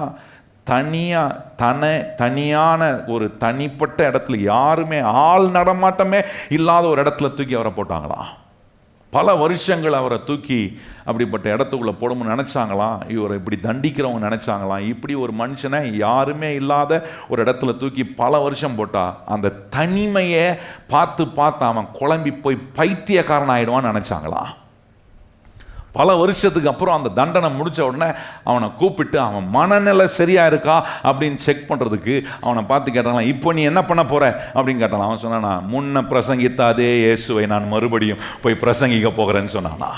இவங்களுக்குலாம் ஒரே குழப்பமா, என்னடா இதுக்கு முன்னாடி எத்தனையோ பேரை போட்டிருக்கிறான் அப்படி, ஆனால் எவனும் ஒரு ஸ்டெடியான மைண்ட்லாம் குழம்பி போய் பைத்தியமாய் தான் இருந்திருக்கிறான், இவன் தெளிவாக ஸ்டெடியாக இருக்கிறானே, எப்படி இது நடந்துச்சுன்னு கேட்டா. அப்போ அவன் சொன்னானா, நீங்கள் நினைச்சிங்க ஒரு கிறிஸ்தவனை தூக்கி தனியாக விட்டுட்டா அந்த தனிமை அவனை கொண்டு விடும் என்று நினைக்கிறீங்க. ஆனால் அவன் சொன்னான், அந்த ரிச்சர்ட் ஓமர் சொல்கிறாரு, நீங்கள் என்னை தனியாக விட்டாலும் என் இயேசு என்னை தனியாக இருக்க விடவே இல்லை. என் தனிமையில் எனக்கு துணை நிற்கிற ஒரு கர்த்தர் கூட இருக்கிறார். எத்தனை பேர் நம்புறீங்க? கிறிஸ்தவ மக்கள் கையை உயர்த்தி சொல்லுங்க. எங்கே நம்ம தனியே விடப்பட்டாலும், எவ்வளோ போராட்டங்கள் நடுவே நம்ம கைவிடப்பட்ட ஒரு நிலையில் இருந்தாலும் மறந்துடாதீங்க, அது நடுவே உங்களை காப்பாற்ற ஒரு தேவன் உங்களோட ஐக்கியப்பட்டவராக இருக்கிறதுனால உங்களை விடுவிக்க அவர் வல்லவராக இருக்கிறார். இந்த நம்பிக்கை ஒரு கிறிஸ்தவனுக்கு தான் வரும் பாருங்க. அதனால தான் எப்பேற்பட்ட சூழ்நிலையிலும் இந்த வசனம் ஞாபகம் வருது. தேவனுடைய வார்த்தைகளை ஞாபகப்படுத்துகிறோம், வாயத்திறந்து வசனங்களை சொல்கிறோம், பாடலை பாடுறோம். ஏன்னா ஏதோ ஒன்று ஆண்டவருக்கு சம்பந்தமான, ஆண்டவரோடு எனக்கு இருக்கிற ஐக்கியத்துக்கு சம்பந்தமான காரியம் எனக்கு மறுபடியும் மனசில் வருது, வாயில் வருது, அதை நான் சொல்கிறேன், அதை நான் செயல்படுத்துகிறேன். எவ்வளோ ஆசீர்வாதம் பாருங்க. இப்படிப்பட்ட ஒரு சூழ்நிலையில் பவுல இருந்தார் பாருங்க. பவுலை கொல்றதுக்கான திட்டம் போட்டு அவரை அழிக்கிறதுக்காக வேலையை செய்து கொண்டிருக்காங்க. இது அவன் கேட்டு நொந்து போய் ஆண்டவருக்காக வைராக்கியமாக ஊழியம் செய்கிறவர், போரிடலாம் கர்த்தருடைய ராஜ்யத்தை கட்டி, ஆலயத்தை கட்டி, திரளான மக்களை தேவனுடைய ராஜ்யத்துக்குள் கொண்டு வருகிற இந்த ஒரு மனுஷனுக்கு ஜனங்க இப்போ இவனை கொல்லணுன்ற திட்டம் போடுறாங்க. எப்படி இருக்கும் கொஞ்சம் யோசித்து பாருங்க. எப்படி நொறுக்கப்பட்டிருப்பான். அப்படி நொறுக்கப்பட்டு நிற்கிற ஒரு நேரத்தில் கர்த்தர் அவனுக்கு சொல்கிற வார்த்தை எனக்கு ரொம்ப அருமையாக இருந்துச்சு பாருங்க. அங்கே அந்த வார்த்தையை உங்களுக்கு நான் காண்பிக்க விரும்புகிறேன். அப்போஸ்தலர் நடவடிக்கைகள் 23ஆம் அதிகாரம் 11ஆம் வசனத்தில் பாருங்க. பவுலுக்கு ஒன்று தெரியுது, என்ன நடந்தாலும் எனக்கு இயேசுவோட ஐக்கியம் இருக்கிற வரைக்கும் இந்த இயேசு என்னை விட்டு விலகவே மாட்டார் என்கிறத மாத்திரம் தைரியமாக நம்பியிருந்தாங்க. அங்கே பாருங்க, ஆண்டவர் அவனுக்கு சொல்றாரு பாருங்க. 11ஆம் வசனம் வாசிப்போமா? அன்று ராத்திரியிலே கர்த்தர் பவுல் அருகே நின்று, பாருங்க அந்த வார்த்தை ரொம்ப, கர்த்தர் எங்க நின்றாரா? எல்லாம் சொல்லுங்க, கர்த்தர் எங்க நிற்கிறாரு? கர்த்தர் என்னை விட்டு தூரம் ஆயிட்டார். கிறிஸ்துவோடு ஐக்கியப்பட்டிருக்கிற ஒரு மனுஷனுக்கு ஒன்று தெரியும், கர்த்தர் என்னை விட்டு தூரமா இல்லை, என்னோட அவர் கூட இருக்கிறார். கையை வாய்த்து சொல்லுங்க, கர்த்தர் என்னோட கூட இருக்கிறார். சொல்லுங்க வாய்த்தது, நான் போகும் இடம் எல்லாம் என் தேவனாகிய கர்த்தர் என்னோட கூட அவர் இருக்கிறார். சொல்லுங்க வாய்த்த, அவர் என்னோட கூட. அதான் இங்க சொல்றாரு பாருங்க. அன்று ராத்திரியில கர்த்தர் பவுலின் அருகே நின்று, பவுலே, என்ன மாதிரி வார்த்தை பாருங்க, திடன் கொள்ள முடியாம சோர்ந்து போய் மரண பயத்தில் இருக்கிற, உயிர் தப்ப முடியுமா, வாழ முடியுமா, நம்ம உயிரோடு இருப்போமா என்கிற ஒரு கலக்கம் அவனுக்கு இருக்கக்கூடிய ஒரு காலகட்டத்தில் கர்த்தர் சொல்றார் திடன் கொள். பக்கத்தில் பார்த்து சொல்லுங்க, கர்த்தர் சொல்றாரு திடன் கொள். ஏன்னா என்னோட ஐக்கியப்படுறவர் என்னை திடப்படுத்தாம விடவே மாட்டார். துன்பங்கள் வரலாம், பிரச்சனைகள் வரலாம், நெருக்கடி வரலாம், தேவைகள் வரலாம். ஆனால் நீங்கள் யாரோட ஐக்கியப்பட்டிருக்கிறீன்றதை கொஞ்சம் யோசித்தீங்கன்னா திடன் கொள்ள வைக்கிற கர்த்தர் உங்க கூடவே இருக்கிறார். கையை உயர்த்தி ஆமென் சொல்லுங்க. திடப்படுத்தவே முடியாது. இவங்களை எப்படி திடப்படுத்த போறேன்? கர்த்தர் உங்களோட இருந்தாருன்னா நீங்க திடப்படுவீங்க. கை உயர்த்தி ஆமென் சொல்லுங்க. கர்த்தர் உங்களை திடப்படுத்துகிறவராக கூட இருக்கிறார். சொல்றார், மரணம், உயிரை எடுக்கக்கூடிய காரியங்கள் சொல்கிறாரு. நீ எருசலேமில் எப்படி நீ என்ன எனக்கு சாட்சியாக இருந்த அர்த்தம் சொல்கிற பாருங்க. பவுலே திடன்கோள், நீ என்னை குறித்து எருசலேமிலே சாட்சி கொடுத்தது போல ரோமாவிலும் சாட்சி கொடுக்க வேண்டும் என்றார். ஆண்டவர் சொல்ற, நீ அதுக்கு தான் சீக்கிரம் சாவர ஆள் இல்லப்பா, உன்னை சாக விட மாட்டேன். கர்த்தர் சொல்றார், உன்னை நான் என்ன செய்ய மாட்டேன், உன்னை சாகடிக்க திட்டம் போடுறவன் நிறைய பேர் இருக்கலாம். ஆனா ஆண்டவர் சொல்ற, நான் உன்னை சாக விட மாட்டேன். ஏன்னா எனக்காக நீ ரோமாபுரியிலும் போய் சாட்சி சொல்லக்கூடிய ஒரு ஆளா நீ இருக்கணும். அதனால உன்னை நான் திடப்படுத்துறேன்ப்பா. பாடுகள் நடுவே நம்மளை திடப்படுத்துவா. கையை வைத்து சொல்லுங்க, நம்முடைய பாடுகள் நடுவே என்னோடு ஐக்கியம் வைத்திருக்கிற இயேசுநாதர் என்ன செய்கிறார், என்னை திடப்படுத்துறாரு. இன்னொரு இடத்துலையும் பாருங்க, இப்படி ஏராளமான இடங்களில் பவுலை கர்த்தர் திடப்படுத்த. அதான் பவுல் சொல்றாரு, I have found a companion who can have fellowship with, என்னோட ஐக்கியம் வைத்திருக்கிற ஒரு நல்ல தேவனை நான் தெரிந்து கொண்டேன்றாரு. இன்னைக்கு நான் கேட்குறேன், உங்கள் பாடுகள் பிரச்சனை நடுவே ஆண்டவரோட ஐக்கியம் இருக்கிறத தெரிஞ்சுக்கிறீங்களா? உங்களோட அவர் ஐக்கியமாக இருக்கிறாரே, அந்த ஐக்கியத்தை குறித்து சொல்கிறாரு கர்த்தர். அந்த ஐக்கியத்தை உங்கள் வாழ்க்கையில் நிறைவேற்றி காட்டுவது உண்மை உள்ள தேவனாக இருக்கிறார். பொய் உரையாத தேவன் சொல்கிறார், நான் உன்னோட ஐக்கியமாக இருக்கிறேன். கையை உயர்த்தி எத்தனை பேர் சொல்கிறீங்க, ஆண்டவரே நீர் என்னோட ஐக்கியமாக இருக்க? எத்தனை பேர் கரம் உயர்த்தி சொல்கிறீங்க, ஆண்டவரே நான் மெய்யாகவே பாக்கியமானவன், பாக்கியமானவன்? சொல்ல வயத்திருந்து, நான் மெய்யாகவே பாக்கியவான் ஆண்டவரே. இன்னொரு இடத்துல பாருங்கள், 27ஆம் அதிகாரம் பாருங்கள். பவுல் கப்பல் சேதம் நடக்குது. அந்த கப்பல் சேதத்தின் நடுவே இப்போ பவுலுக்கு கர்த்தர் தம்முடைய தூதனை அனுப்பி ஒரு வார்த்தை சொல்றார். எங்க சொல்றாருன்னு பாருங்க. எல்லாம் ஸ்மூத்தா செயல் ஆகிட்டு நல்லா ஜம்முன்னு போயிட்டு இருக்கிற நேரம்ல கப்பல் சேதம். எப்படிப்பட்ட கப்பல் சேதம்னா, நீங்க கொஞ்சம் 20ஆம் வசனத்தை வாசிச்சுட்டு அதுக்கப்புறம் இந்த 23ஆம் வசனத்தை வாசித்தா நல்லா இருக்கும்னு நினைக்கிறேன். 20ஆம் வசனம் வாசிப்போமா? அங்க சொல்றாரு பாருங்க, அநேக நாளாய் சூரியனாவது நட்சத்திரங்களாவது காணப்படாமல் மிகுந்த பெருங்காற்றும் மழையும் அடித்து கொண்டு இருந்தபடியினாலே இனி தப்பி பிழைப்போம் என்கிற நம்பிக்கை, இனி தப்பி பிழைப்போன்ற நம்பிக்கை ஒருத்தனுக்குமே இல்லையா? ஆனா ஒருத்தனுக்கு மட்டும் தான் இருந்துச்சு. அந்த ஒருத்தன் யாருன்னா பவுல். அவன் ஏன் நம்பினானா, அவனுக்கு தெரியும் என்னை ஆட்கொண்டிருக்கிற ஒரு தேவன் இருக்கிறார், என்னோட ஐக்கியம் வைத்திருக்கிறது. கையை வைத்து சொல்லுங்க, உங்களை சுற்றி இருக்கிற யாருக்கும் நம்பிக்கை இல்லாமல் இருக்கலாம், ஆனால் உங்கள் வீட்டில் உங்களை கர்த்தர் நம்பிக்கைக்குரிய ஒரு நபராக வச்சிருக்கிறார். ஏன் வச்சிருக்கிறார்? நான் என்னை ஆட்கொண்டிருக்கிற ஒரு தேவன் எனக்கு இருக்கிறார், என்னோட ஐக்கியம் வைத்திருக்கிற ஒரு தேவன் யார் என்பதை அறிந்திருக்கிறேன். அதுதான் சொல்றாரு பாருங்க, 23ஆம் வசனம் பாருங்க. பவுல் சொல்றாரு, ஏனென்றால் என்னை ஆட்கொண்டவரும் நான் சேவிக்கிறவருமான தேவனாகிய தேவனுடைய தூதனானவன் இந்த ராத்திரியிலே என்னிடத்தில் வந்து நின்று, பவுலே பயப்படாதே, நீ ராயனுக்கு முன்பாக நிற்க வேண்டும், இதோ உன்னுடனே கூட யாத்திரை பண்ணுகிற யாவரையும் தேவன் உனக்காக தயவு பண்ணினார் என்றான். ஆனபடினாலே மனுஷரே திடமனதாய் இருங்கள், எனக்கு சொல்லப்பட்ட பிரகாரமாகவே நடக்கும் என்று தேவனிடத்தில் நம்பிக்கையாய் இருக்கிறேன். அங்க பாருங்க, எவனுக்குமே நம்பிக்கை இல்லை, ஆனா இவனுக்கு மாத்திரம் நம்பிக்கை இருக்கு. அவனோட பிரயாணம் பண்ண ஒருத்தனுக்கு 20ஆம் வசனத்தில் வாசனம் பார்த்தீங்களா, தப்பி பிழைப்போன்னு சுத்தமாக ஒருத்தனுக்கு நம்பிக்கை இல்லை. ஆனால் கர்த்தரோட ஐக்கியம் வச்சிருக்கிற ஒரு பிள்ளைக்கு என்ன ஒரு ஆழமாக இருந்தாலும், என்ன ஒரு ஆபத்தாக இருந்தாலும், என்ன ஒரு சேதமாக இருந்தாலும், எனக்கு தெரியும் நான் சேவிக்கிறவரும் என்னை ஆட்கொண்டிருக்கிற கர்த்தர். கையை வாய்த்தி சொல்லுங்க, என்னை ஆட்கொண்டிருக்கிற, என்னோட ஐக்கியம் வைத்திருக்கிற தேவனுக்கு. எத்தனை பேர் கரம் வாய்த்தி சொல்ல முடியும்? என்னோட ஐக்கியம் வைத்திருக்கிற தேவன் என் கூட இருக்கிறதுனால எனக்கு அவர் தயவு செய்வார். எத்தனை பேர் கை வாய்த்தி சொல்லுங்க, எனக்கு அவர் என்ன செய்வார்? தயவு சொல்றாரு பாருங்க. பவுல் சொல்றாரு, எனக்கு அவர் தயவு செஞ்சிருக்கிறாரு. அதனால நான் உங்களுக்கு சொல்றேன், நமக்கு ஆபத்து இல்லை, சேதம் இல்லை, நம்ம உயிர் பாதிப்படைய போதில், பொருள் சேதம் நடக்கலாம், ஆனா உயிர் சேதம் ஒண்ணு நடக்காது, நம்ம எல்லாம் உயிரோட இருப்போம். ஒரு மனுஷன் தேவனோட ஐக்கியம் வைத்ததுனால அவனோட போன எல்லாரையும் கர்த்தர் காப்பாற்றினார். உங்க குடும்பத்தில் நீங்க கிறிஸ்துவோடு வைக்கிற ஐக்கியம் ஸ்ட்ராங்கா டீப்பனா இருக்கணும், ஆழமானதா இருக்கணும். பவுலோட போனவங்களை கர்த்தர், பவுலோடு ஆண்டவர் வைத்திருந்த ஐக்கியம் அவனையும் காப்பாத்துச்சு, அவன் கூட போனவங்களையும் காப்பாத்துச்சு.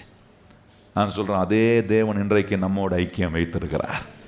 உங்களையும் காப்பாற்றுவார், உங்களோட இருக்கிறவர்களையும் கர்த்தர் காப்பாற்றுவார். கையை உயர்த்தி சொல்லுங்க, என்னையும் காப்பாற்றுவார், என்னோட இருக்கிறவங்களையும் என்ன செய்வார்.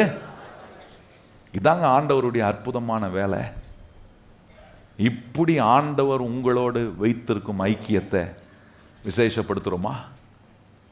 இதே பவுல் இன்னொரு இடத்துல சொல்கிறார், 2 தீமோத்தியில் கவனிச்சிங்கன்னா அங்கே சொல்கிறார், என்ன சொல்கிறாருன்னா, என்னை 2 தீமோத்தி 4:16-17 வாசித்து பாருங்க. சொல்கிறாரு, எல்லாரும் என்னை விட்டு போயிட்டீங்க. சொல்கிறாரு, நான் சிங்கத்தின் வாயில் அகப்பட்டது போல. யோசித்து பாருங்க, அதை எப்படி கம்பேர் பண்ணி சொல்ற. சிங்கத்தின் வாயில் அகப்பட்டிருக்கிறது போல இருந்தேன், ஆனால் கர்த்தரோ எனக்கு துணை நிற்கிறார். எத்தனை பேர் கையை உயர்த்தி சொல்ல முடியும்? எந்த ஆபத்திலும், கையை உயர்த்தி சொல்லுங்க, எந்த ஆபத்திலும், எந்த போராட்டத்திலும், எந்த பிரச்சனையிலும் கர்த்தர் எனக்கு துணை நிற்கிறார். கையை உயர்த்தி சொல்லுங்க, கர்த்தர் எனக்கு ஏன் துணை நிற்கிறார்? நான் கிறிஸ்துவோடு பிணைக்கப்பட்டிருக்கிறேன், நான் கிறிஸ்துவோடு சம்பந்தப்பட்டவனா இருக்கிறேன், கிறிஸ்துவோடு எனக்கு பங்கு இருக்கு, கிறிஸ்துவோடு எனக்கு ஐக்கியம் இருக்கு, கிறிஸ்துவோடு நான் இசைந்து இருக்கிறேன். இதனுடைய ரிஃப்ளெக்ஷன் தான் பிராக்டிக்கலா ஆண்டவர் என்ன செய்யறாருன்னா, என்னை காப்பாற்ற துன்பத்தின் நடுவே என்னோட கூட இருந்தவர் என்னை காப்பாற்றுகிறார்.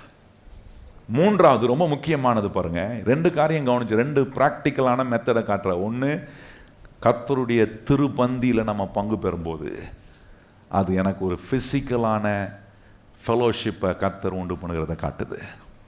2வது கர்த்தர் சொல்ல, ஒவ்வொரு பாடுகளிலும், ஒவ்வொரு பிரச்சனைகளும் you will see that God is fellowshipping with you. உங்களோட இயேசு ஐக்கியப்பட்டு இருக்கிறார் என்பதை பார்ப்பீங்க. எப்படி பார்க்குறேன்னா, எல்லாரும் உங்களை விட்டு தூரம் போகலாம், ஆனால் கர்த்தர் உங்கள் பட்சத்தில் நின்று உங்களுக்காக காரியங்களை நன்மையாய் செய்வார். ஒரு பிறந்த நாள்னு சொன்னால் எல்லாரும் வந்துடுவாங்க. பிறந்த நாளுக்கு வாங்க நான் ட்ரீட் கொடுக்குறேன் அப்படின்னு வருவாங்களா, வரமாட்டாங்களா? உங்கள் பாக்கெட்டை காலி பண்ணுறதுக்குனே வந்துடுவாங்க. சொல்ல புரியுதா? ஆனால் நீங்கள் உபத்திரத்தில் இருக்கிற, நான் கஷ்டத்தில் இருக்கிறேன், கொஞ்சம் வந்து உதவி செய்யுங்கன்னா ஒரு வாட்டி அட்டன் பண்ணுவாங்க, அடுத்த வாட்டி நாட் ரீச்சபிள்னு வந்துடும். The person you are calling is unable to attend your call. உங்கள் கால் எடுக்க மாட்டாரு. ஆண்டவர் அப்படி இல்லை. நான் கர்த்தரை நோக்கி கூப்பிட்டால் அவர் எனக்கு மறு உத்தரவு கொடுக்கக்கூடிய தேவனாய் எனக்கு சமீபமாக இருக்கிறார். எவ்வளோ அருமையாக இருக்கு பாருங்க. இன்னைக்கு ஏதாவது போராட்டத்தோட, பிரச்சனைகளோட, மன குழப்பத்தோடு வந்திருக்கீங்களா? இதில் எப்படி மேற்கொள்ள போகிறேன், இதில் எப்படி நான் இதுலேருந்து வெளியே வர போகிறேன்? ஆண்டவர் சொல்ல, இல்லை பயப்படாத, எல்லாரும் உன்னை விட்டு போனாலும் நான் உன்னோட கூட இருக்கிறேன், உன்னை ஒருபோதும் கைவிடவே மாட்டேன், நான் உனக்கு துணை நிற்கிறேன், உனக்கு தயவு செய்வோம்பா. சிங்கத்தின் வாயில் அகப்பட்டது போல இருக்கா? கவலைப்படாதீங்க, அந்த இடத்திலும் உங்களுக்கு துணை நிற்கிற ஒரு அற்புதமான கர்த்தர் உங்களோட ஐக்கியப்பட்டிருக்கிறார், உங்களோட ஐக்கியம் வச்சிருக்கிறார்ன்றத, உங்களுக்கும் அவருக்கும் ஐக்கியம் இருக்குன்றத காட்டுவார். 3வது ரொம்ப முக்கியமான ஒரு பிராக்டிக்கல் ஆன ஒரு லெசன் என்னன்னா, 2 கொரிந்தியர் 13ஆம் அதிகாரம் கடைசி வசனம் பாருங்க. அதை நம்ம ஆராதனை முடிவில் சொல்ற ஒரு ஆசீர்வாதம். நம்முடைய கர்த்தராகிய இயேசு கிறிஸ்துவினுடைய கிருபையும், சிலர் ரெடி ஆகிடுவாங்க, முடிச்சு பொழுது ஆராதனை. ஏன்னா நம்ம மைண்ட் அப்படிதான் செட் ஆயிருச்சு பாருங்க. நம்ம மைண்ட் எப்படி செட் ஆயிருக்குன்னா, இதை கேட்டோம்னால ஆராதனை முடிஞ்சிச்சு. இப்போ ரொம்ப நிறைய கேட்டுட்டோம், போதும், கேட்டது போதும், அதனால முடிவு வந்துட்டோம் அப்படின்ட்டு. அதனால இப்பொழுது நம்முடைய கர்த்தராகிய இயேசு கிறிஸ்துவினுடைய கிருபையும், பிதாவாகிய தேவனுடைய அன்பும், பரிசுத்த ஆவியானுடைய ஐக்கியம் ரெடியா, பேக்லாம் தூக்கிப்பாங்க ரெடியா. எதுக்கு சொல்லப்பட்டிருக்குன்றத கொஞ்சம் யோசிக்கல பாருங்க. நம்ம கொஞ்சம் வாசிப்போமா அந்த வசனத்தை? எதுக்கு சொல்றாரு பாருங்க அங்க. இது ரொம்ப முக்கியம். இந்த ஒரு மைண்ட் செட் வந்தாதான் எனக்கு யாரோட, நான் சில நேரம் மாம்சத்தில் வாழும்போது சிலதை நான் மறக்கிறேன், மறதி எனக்கு வருது, நான் மறந்து போறேன். ஆனா என்னை ஞாபகப்படுத்துகிறதுக்காகவே ஒரு ஆவியானவரை தேவன் கொடுத்துட்டு போயிருக்கிறார் பாருங்க. அதுதான் அங்க சொல்றாரு. அங்க சொல்லும் போது பாருங்க, 14ஆம் வசனம் வாசிப்போமா? கர்த்தராகிய இயேசு கிறிஸ்துவினுடைய கிருபையும், தேவனுடைய அன்பும், பரிசுத்த ஆவியினுடைய ஐக்கியமும் உங்கள் அனைவரோடும் கூட இருப்பதாக. ஆமென். அந்த இடத்துல சொல்றாரு பாருங்க, பரிசுத்த ஆவியானவரோடு இருக்கிற ஐக்கியம் உங்களுக்கு உண்டாவதாக. The Holy Spirit fellowship. பரிசுத்த ஆவியானவரோடு நமக்கு இருக்கிற ஐக்கியம். தேவன் தம்முடைய தேற்றவாளனை நமக்காக கொடுத்துட்டு போய், எதுக்கு தெரியுமா? அவர் சொன்னதெல்லாம் இந்த பரிசுத்த ஆவியானவர் மறக்கிற எனக்கு திருப்பி ஞாபகப்படுத்தி எனக்கு நினைப்பூட்டுறாரு.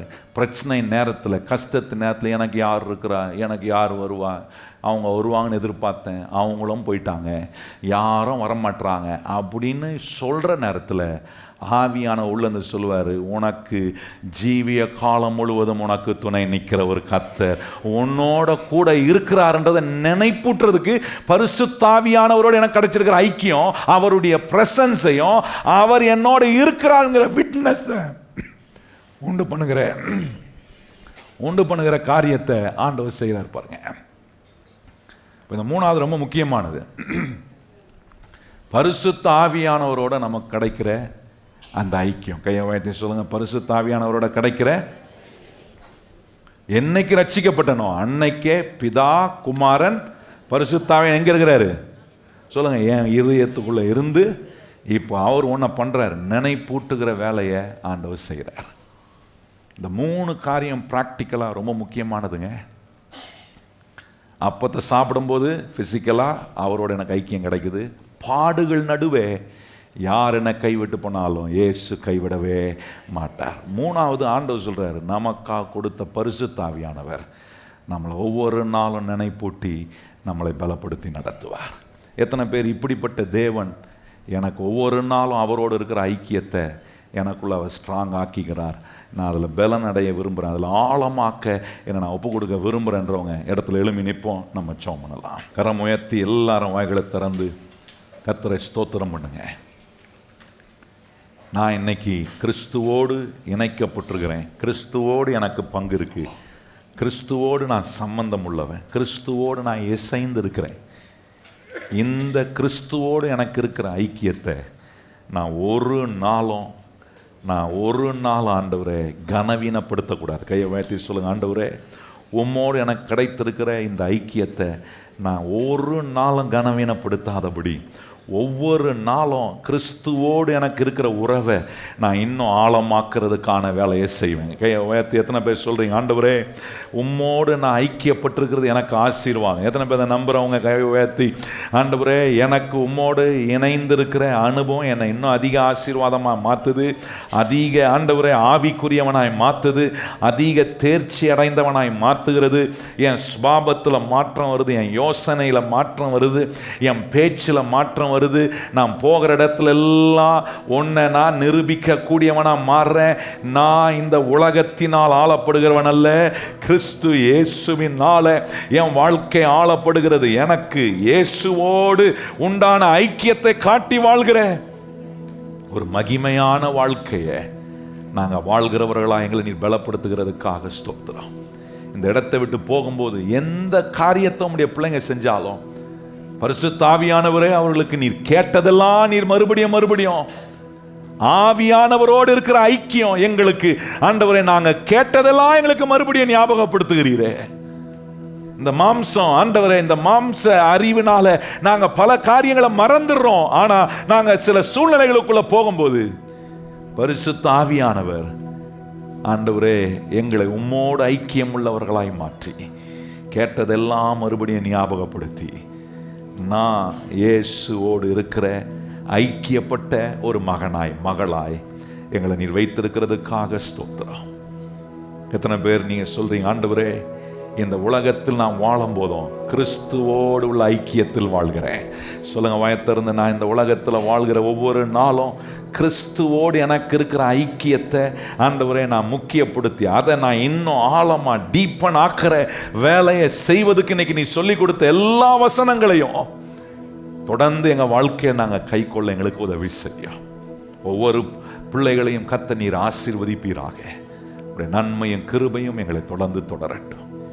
இயேசு கிறிஸ்துவின் நாமத்தில் ஜெபிக்கிறோம் எங்கள் நல்ல பிதாவே, ஆமென். இப்பொழுது நம்முடைய கர்த்தராகிய இயேசு கிறிஸ்துவினுடைய கிருபையும் பிதாவாகிய தேவனுடைய அன்பும் பரிசுத்த ஆவியானவருடைய அந்யோன்ய ஐக்கியமும் இன்றும் என்றும் சதா காலங்களிலும் நம் அனைவருடன் நிலைத்திருப்பதாக. ஆமென். எல்லாரும் இணைந்து சொல்லுவோம். என் ஆத்துமாவே கர்த்தரை ஸ்தோத்திரி, என் முழு உள்ளமே பரிசுத்த நாமத்தை ஸ்தோத்திரி. என் ஆத்துமாவே கர்த்தரை ஸ்தோத்திரி, கர்த்தர் செய்த சகல உபகாரங்களையும் மறவாதே. ஆமென்.